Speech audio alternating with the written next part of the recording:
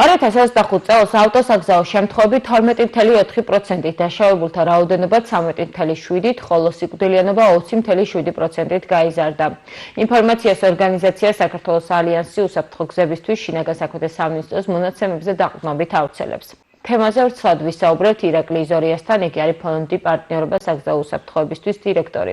ბატონო ირაკლი, გამარჯობა, დიდი მადლობა, რომ დრო გამონახეთ და მონაწილეობთ ჩვენს გადაცემაში. რა არის ავტოსაგზაო შემთხვევების მატების მიზეზი და პრობლემიდან გამოსავალი? ჩვენ ხედავთ, რომ ჯარიმები იზრდება, თუმცა ამას დარღვევების შემცირება არ გამოუწევია.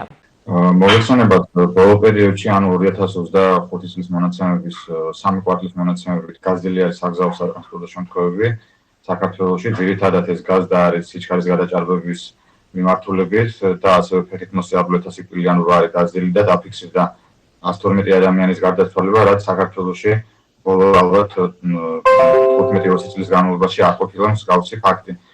შესაბამისად, ყველაზე ძირითადი მიზეზი მაინც გამოწვევის საგზაო შემთხვევების არის სიჩქარის გადაჭარბება, რა თქმა უნდა, უფრო მეტი არის წილობრივად მანევრირების წესების დარღვევა, თუმცა მანევრირების წესების დარღვევასაც იწვევს ზუსტად სიჩქარის გადაჭარბება, ეგრეთ წოდებული გადასრება ზოლიდან ზოლში და შესაბამისად ვიფიქსირდება ყველაზე მეტი ზუსტად სიჩქარის გადაჭარბებით სიკვდილიანობა და ტრავმატიზმი. ყველაზე პირველი მიზეზი, რაც შეიძლება დავასახელოთ საგზაო სატრანსპორტო შემთხვევების ზრდის, ეს არის აღსრულების მექანიზმების გაუმჯობესება. ანუ ჩვენ არ აქვს ბოლომდე ჯერ აღსრულების მექანიზმები გაუმჯობესებული, გამომდინარე იქიდან, რომ მართალია ბოლო პერიოდში საქართველოს პარლამენტში განიხილება კანონები სიჩქარის გადაჭარბების ჯარიმების გაზის შესახებ, რომელიც 50-დან 100-მდე ითვალისწინებს, თუმცა ეს მიდგომა ჩვენი აზრით არის არაეფექტური, მხოლოდ ჯარიმების გაზდა ვერ მოგცემს შედეგს.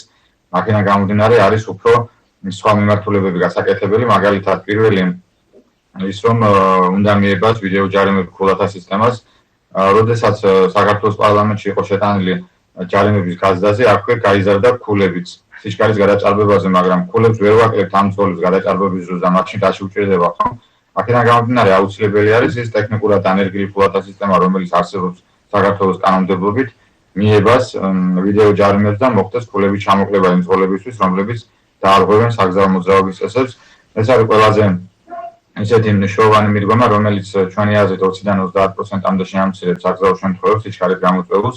მეორე მნიშვნელოვანი მიდგომა არის, რომ ურბანული ლიმიტების გადახედვა მოხდეს და საქართველოს კანონმდებლობით დაწესდეს ისეთი ურბანული ლიმიტები, რომელიც რეალურად იყენებენ ევროპული ქალაქები, ეს არის 50 კმ/სთ და ასევე სასკოლო ზონების მნიშვნელობაზე მინდა ვისაუბროთ. ჩვენთან სასკოლო ზონებში ყველა მუნიციპალიტეტი არ იყენებს 30 კმ-იან ნიშნულებს, არამედ 40, ზოგან შეიძლება უფრო მეტიც იყოს. აქედან გამომდინარე, ბავშვთა საგზაო უსაფრთხოების განვითარებისთვის და წინსვლისთვის აუცილებელი არის სასკოლო ზონები იყოს 30 კმ-იანი ზონები. აქედან გამომდინარე, ესეც საკანონმდებლო მიმართულება გადასახედია და უნდა შემოვიდეს კანონმდებლობაში ცნება სასკოლო ზონა. მესამე არის თვითონ ტოლერანტობა, ჩვენთან არის 15 კმ/სთ-იანი, რაც დედამიწის ზურგზე არ არსებობს ქვეყანა, სადაც 15 კმ/სთ-იანი ტოლერანტობა არსებობდეს, ეგრეთ წოდებული საშეღავათო ლიმიტი. აქედან გამომდინარე აუცილებელია ეს გადაიხედოს და საერთაშორისო მონაცემებით კვლევებით მხოლოდ შეიძლება იყოს სიჩქარის 10% ან მხოლოდ 5 კმ/სთ.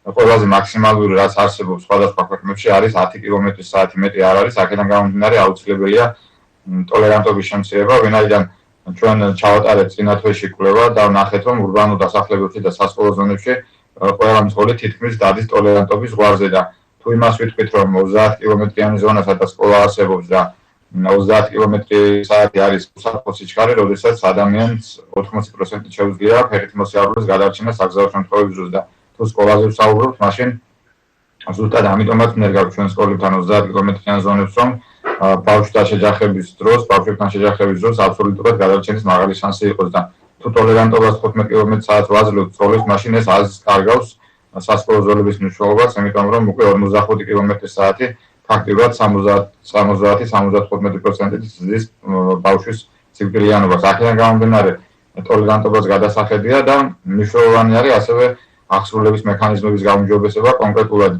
უნდა მოხდეს მეტი ვიდეო რეგისტრატორების დაყენება, არის მუნიციპალიტეტები, სადაც საერთოდ არ აქვს ჩვენ ვიდეო რადარები, აქედან გამომდინარე ეს იციან მძღოლებმა და სიჩქარის გადაჭარბები დადიან, მით უმეტეს იმ ადგილებში, სადაც ჩვენ ვიცით, რომ საქართველოში მთლიანად არ არის მოსული საპატრულო პოლიციის მიერ ჩვენი გზები და კონტროლდება კრიმინალური პოლიციის მიერ, აქედან გამომდინარე შეიძლება გამთიან რეგიონებში და გარკვეულ ადგილებში, სადაც ვერ ხერხდება პატრულირება, აქ ადგილი ჰქონდეს სიჩქარის გადაჭარბების ფაქტებს და ადმინისტრაციულ სამართალდაღუპულებას, ამით აქედან გამომდინარე არის გასაცდელი და უფრო მეტი აღსრულების მექანიზმები არის ჩასათავი, რადგან სხვანაირად ამ პრობლემას ქვეყანაში ვერ მოვაგვარებთ.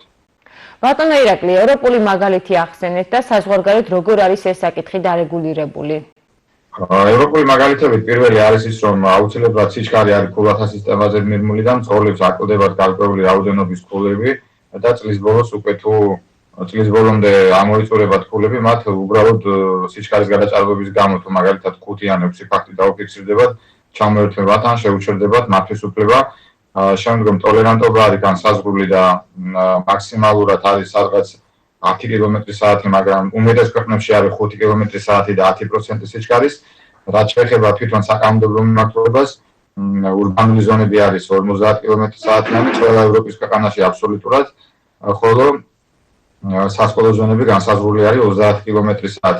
აქედან გამომდინარე, ის ევროპული პრაქტიკა წარმატებული რაც არსებობს, მნიშვნელოვანია აქედან ჩვენ ახლის გამოგონებას არაფერს არ ვაპირებთ, არამედ ის წარმატებული პრაქტიკები და ის ქვეყნები უნდა ვნახოთ, სადაც სიკვდილიანობა როგორც ფეხით მოსიარულეებში, ასევე ბავშვებში არის ძალიან დაბალი და გაამართლა ამ პროგრამებმა, ეს პროგრამები უნდა დაენერგოს და შესაბამისად უნდა მოხდეს საკანონმდებლო ცვლილებები და მხოლოდ ჯარიმების გაზრდით ჩვენ ვერ მივიღებთ შემსუბუქებულ, ესე ვთქვათ, საგზაო სატანხმდრო შემთხვევებში. ჯარიმების გაზრდა შეიძლება ინტერვენცია იყოს გარკვეული მოკლე დროით, თუმცა ადამიანი, რომელიც 50 ლარს იხდის და მაინც თვის განმავლობაში 10,000 ლარს იხდის ჯარიმაში და მაინც არ ყვევს, ის 100 ლარსაც გადაიხდის და მაინც დაარღვევს. აქედან გამომდინარე, ჯარიმა მხოლოდ ვერ იქნება ინტერვენციის საშუალება, არამედ პირიქით ქულათა სისტემას უნდა მივაბა და არ მივცეთ იმ მძღოლებს, ვისაც აქვს საშუალება და იხდის მაინც ამ ჯარიმებს და ჩქარა დადიან, არ მივცეთ საშუალება, რომ ქუჩებში გადაადგილების უფლება ჰქონდეთ.